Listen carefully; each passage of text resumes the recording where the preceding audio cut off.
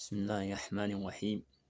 الحمد لله رب العالمين، والصلاة والسلام على خاتم الأنبياء والمرسلين، نبينا محمد وعلى آله وأصحابه ومن تبعهم بإحسان إلى يوم الدين. أما بعد، بريان كنا إسلاما جالوان كنا إسلاما يا كلاوي سوشيال ميديا تندودا وتاجتا تسغلين كي يكون اسم بلغت. السلام عليكم ورحمة الله وبركاته. سنين جنة bakka jirtanitti nagaa fi rahmata rabbii keessa jiraadhaa isiniin jenna. Nagaa fi rahmata rabbii keessa jiraadhaa isiniin jenna. Tasalaamtan keenya sun isin dhaqqabde. Jiinni keessa jiyyu ji'a ramadaanati. Ji'a ramadaanaa kalaa fuula achi nu yaadeeffatee jira. Kalaa nu biraa ka'utti qajeelee jira. Amma guyyaa muraasan booda ashkalaa agattanii amma ashwal awaakim kalaa kunnan booda sanitti achi deemaa jira. Ka'ee jira jechuudha ramadaanni nu bira. Rabbiin waan keessa dalaganne rabbi nuuf haa qeebalu. Ramadaanni ka'ee jira. Fuula deeffatee jira. Rabbiin waan keessa hojjanne khayrii keessa dalanne zikrii quraana keessa qaraan rabbi nu haa qeebalu.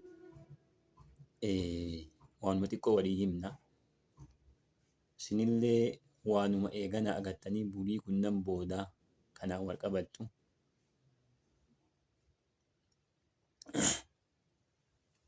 Isimallaa waa xiqqoo walii qoonna.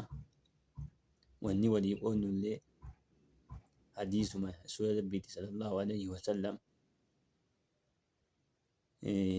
كما في الحديث في الصحيحين من أبا هريرة رضي الله عنه قال قال رسول الله صلى الله عليه وسلم من قام ليلة القدر إيمانا واحتسابا غفر له ما قدم من ذنب كارئا.